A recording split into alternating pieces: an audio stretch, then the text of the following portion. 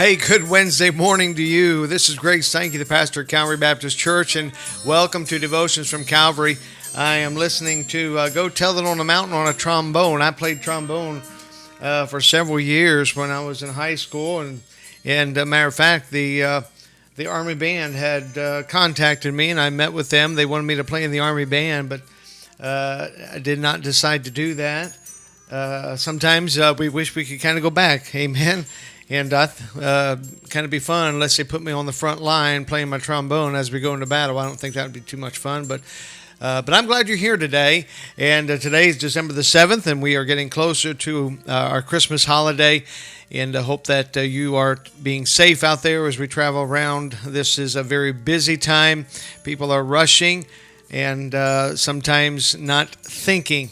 All right, I watched the news, and over really the last week, several accidents and even unfortunate occurrences has transpired, and so please be careful out there throughout this month, and certainly pray before you go that God would give you safety. All right, hey, you want a victorious life? We're dealing with that on our Devotions from Calvary, and certainly want to help you with that. And by the way, wanted to just give a little shout out to Miss Nina. She is not been feeling well, and she's one of our viewers, a very faithful viewer, and so we want to certainly pray for her that God would raise her up and lift her up. And then also for Jotham Angoro, he is in Kenya, Africa, and certainly he uses our devotions, and we thank the Lord for that. He uses our devotions for his church family. And so I am grateful for that, and thank the Lord. How important it is, can I just stress how important it is that we would share these and with someone in your own. This only goes out to my friends, and I don't have a lot of friends, and so I need to depend on you to share these to someone. It just takes just one click of the button, just press that share, and we can get the word out even more so. All right, we're talking about having victory in our life. And it is hard sometimes, very difficult, no doubt. And yet it can be accomplished. There was a gentleman in the Old Testament, in the book of Judges, in chapter number 6, that we're going to kind of look at probably today and tomorrow, concerning having victory in a situation. And keep in mind that, we talk about a victorious Christian life. Victory comes daily. Victory will come by situations or occurrences that we are facing.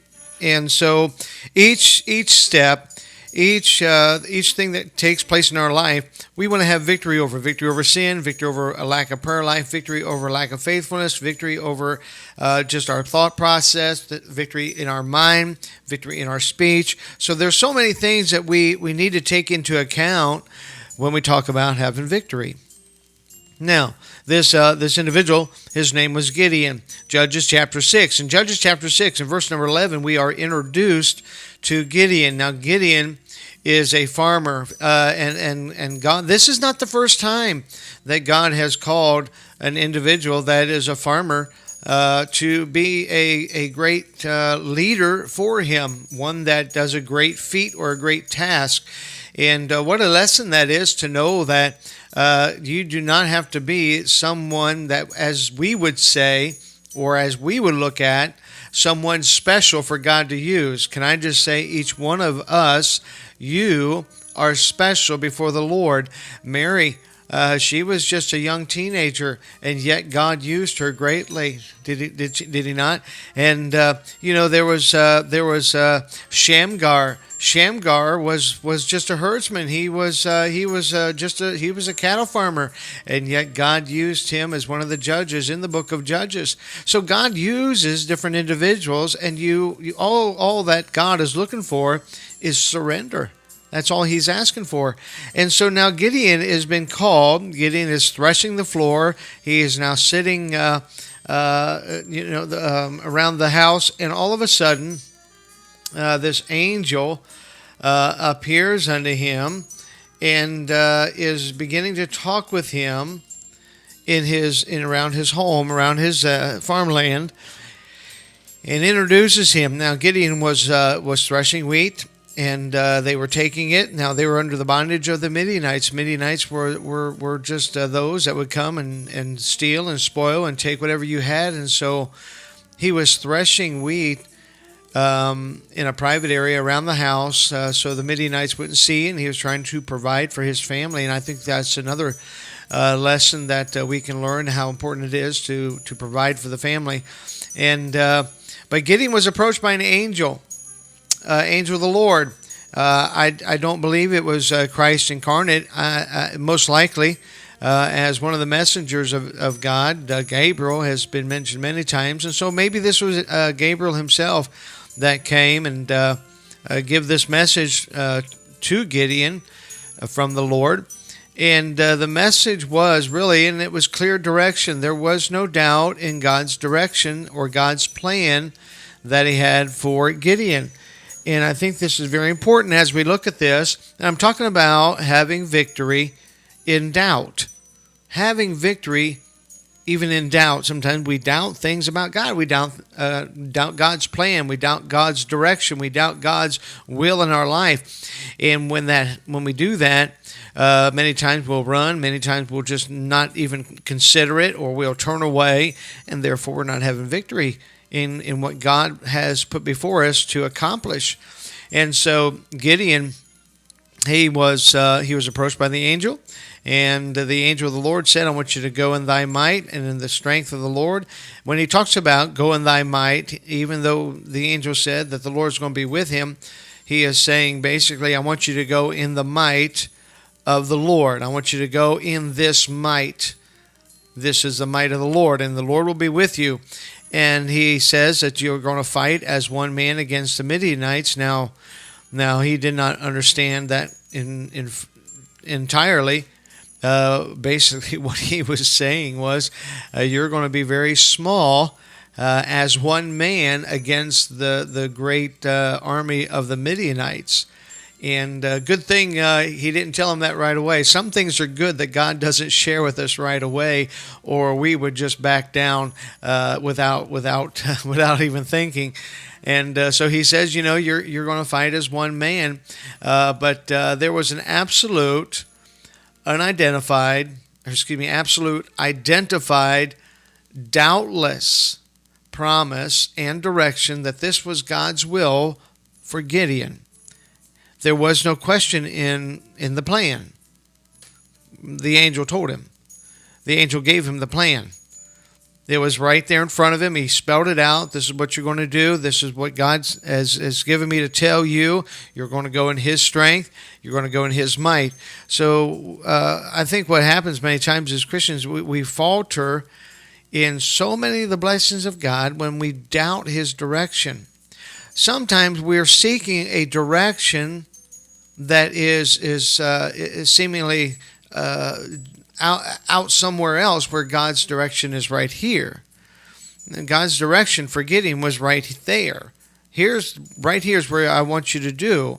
And many times we fail at that. We fail to see the plan of God, and we run. Now, I'm sure Gideon wanted to do that. I'm sure once he was told what was going to happen, that he said, I don't think so. You ever have that? That is not for me. I am not. I've never done this before. It's just not me. What do you think? Gideon, as a farmer, said, I don't mind being a general. I don't mind being someone who can take on a big army. I think he had some reservations in his own heart and mind, but he received this direction from God, the commandment of God, and no doubt Gideon was questioning. He was questioning his ability. No doubt, in his own heart, he was probably questioning his ability. For he wasn't a soldier; he was a farmer. He was probably concerned with the confrontation. I'd never been in a battle before. I've never fought before. I've never held a sword. I've not done this before. I've been a farmer all my life, and so he's probably concerned about the confrontation itself. And then, without a doubt, he was worried about the outcome. And this was an enormous task. This was a task that he's never never been faced with, and so he was very concerned with the outcome, and certainly rightfully so. God's given us those feelings and those emotions, and so I think they were right. And now he had to set them aside. And so here's what Gideon did, and with this, we're probably going to go because my time's about up. With this, he wanted to have victory, even though he was doubting, even though he was wondering. God's plan was before him. Keep that in mind. You can't miss this. All right, don't miss this. God's plan was before him, but Gideon needed some understanding and some confirmation. He wasn't confirming a direction. He was confirming this was the direction. He wasn't trying to confront or confirm a fork in the road of which way. He was confirming that this is the way. So Gideon was told to take the staff and put some flesh and put some cakes on the stone, and take your staff, and he touched the stone, and fire came out and consumed the cake and the flesh, and that was a sign. Gideon wanted a sign that this was from God, and God gave him that sign to confirm this is exactly what I want you to do. Now, he went ahead and he threw down the altar of Baal, and he cut down the groves in that strength, in that might, even though he did it at night, even though he did it somewhat secretively, yet he did it. He did it. He had victory in this area. Why? Because he knew God's plan. Even though he wanted a confirmation, he knew it. He got the confirmation, and then he did it. You know what happened? He had victory. He had great victory that night. Now, the next day, something else took place, and we're going to look at that tomorrow. But listen, when we're looking for a sign, when we're looking for God to give us a confirmation, it's not about give me a confirmation on which way you want me to go, or give me a confirmation in the steps of my life, or he's basically saying I know the direction, I know the plan. Now in my own heart and mind I'm hesitating and I'm fearful and I'm afraid, and I just need a confirmation that this is your plan. So when we talk about having victory in our life over doubt, I believe God has given us a principle that we can ask for confirmation. I may share some of mine later on, but how God works, and He does work in a very fascinating way. But let's be sure to have victory over many of our doubts. All right, do I stay here? Do I go? Am I supposed to do this? Am I supposed to do that? And so we want to have victory over our doubts. All right, amen. Hey, this is Greg Sankey, the pastor of Calvary Baptist Church.